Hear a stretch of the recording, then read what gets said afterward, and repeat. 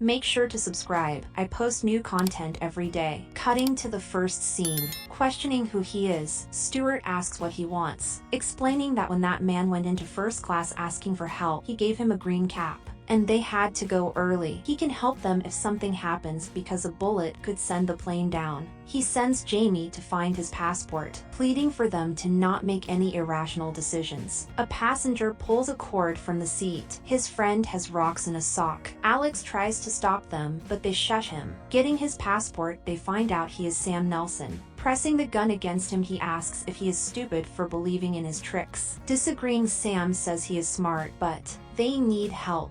They take him back to his seat, taking a photo of his passport to keep for later. Sam returns to his seat, forcing him to open his phone. They threaten to kill him. She checks on his phone to find nothing incriminating, when they hear Arabic screaming from a different section of the plane, timing it perfectly. The men get up to beat the hijacker, knocking the gun out of his hand. Other hijackers come to help, but Sam follows and grabs the gun, before handing it back to Stuart, pleading to his case of getting home safely. On a call, Detective Daniel talks to Zara about Sam being on a plane to London, and the high possibility that it is being hijacked, begging for her to contact people she knows an incident on board, knowing that he wouldn't have said that he loved and always will if it wasn't extremely serious. Agreeing to help, she asks for the flight number. She writes down the flight number KA29. Tying up the men, Jamie takes the ties from people, asking for Arthur to get the ice. Annoyed, they stare at the attackers. Pointing a gun at them, she asks whose idea it was to start all of the havoc. Obliging, one of them pipes up.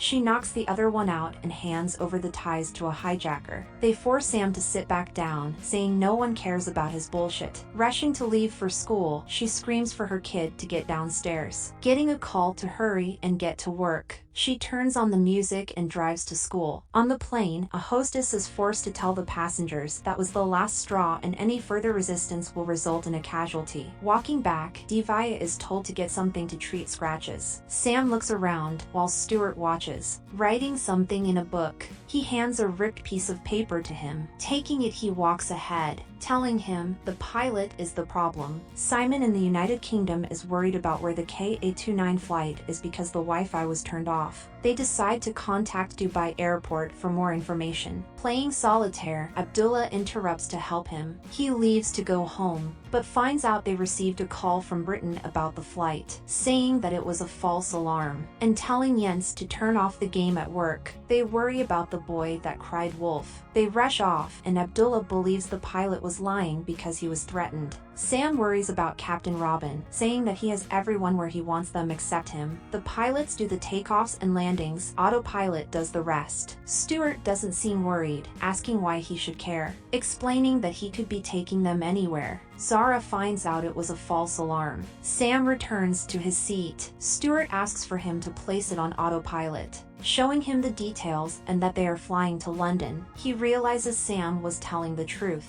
Abdullah talks to TSA asking to see the security footage for the morning hours. Moving Pet down to a different seat, she explains that a man has betrayed them and gone to the hijacker's side. They give Captain Robin a seat. Sam connects to a game, showing that he can chat with his opponent. Kai worries about Sam, but Marshall wants to move on with her day, saying it is an important day because she has an interview. If anything comes up, they will call or text. She goes to leave. Receiving a call, she finds out it was a false alarm. Dubai confirmed it. Kai opens the door to listen, explaining about Sam being the same person as always. Daniel rationalizes by saying whatever is happening on the plane, Sam is all right. Realizing Kai was overhearing, Pet explains the situation about the gun and the two men trying to fight. Then a black man gave the gun back. Going back down, Terry tells them to shut up. Playing the game, Sam sends an invite to a different player. Captain Robin receives a request to play the game. Looking back,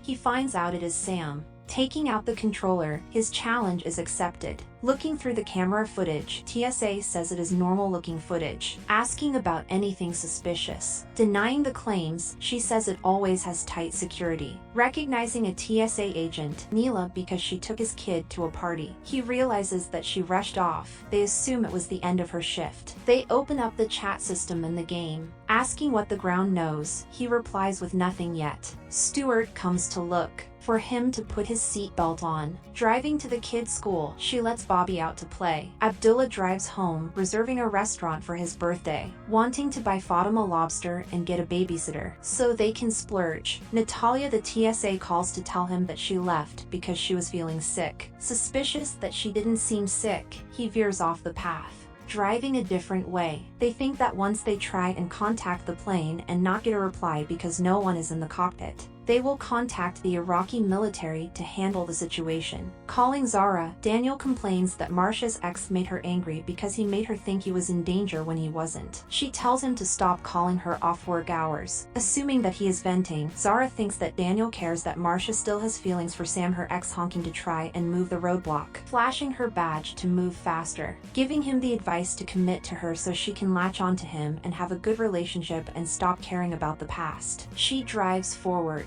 Watching over the cockpit, Abdullah calls for KA-29. They ask for control readings. Stuart goes to listen in. They call in for more requests for air traffic control. Sam stands up to try and tell them to let the captain answer it. If not, they won't be identified and they will send jets to shoot them down. Grabbing First Officer Anna, she answers for them, but they want to talk to the captain. Grabbing him, Sam tells him to go help. They force him to move by trying to remove the belt. They grab Colette and force him to move to the cockpit by pointing the gun at her. He agrees to help. Moving to the cockpit, they confirm his security questions. They question if he is safe and needs help, confirming that they are safe. He explains that he went to the toilet. The co-pilot was having problems with the radio, confirming the travel details. Stroking his ego, Sam tells him about how crazy it is that Stuart hijacked a plane, and not one person on the ground knows about it, representing a successful hijacking. Returning to his seat, he adjusts the altitude of the plane. Alice arrives to work late, being mocked by Simon. She connects her headphones. Logging in, she views all the flight details. She is informed about the counterterrorism call and a suspected incident on board, but it was sorted. The pilot said it was a false alarm. Simon rang Dubai and they told him it was a false alarm, saying that the passenger who went out of their way to call out a terrorism call got it wrong, questioning why he didn't send messages after. The Wi-Fi going out is more suspicious with all the events correlating. Getting a call, Abdullah calls Neela. They call Iraqi to confirm,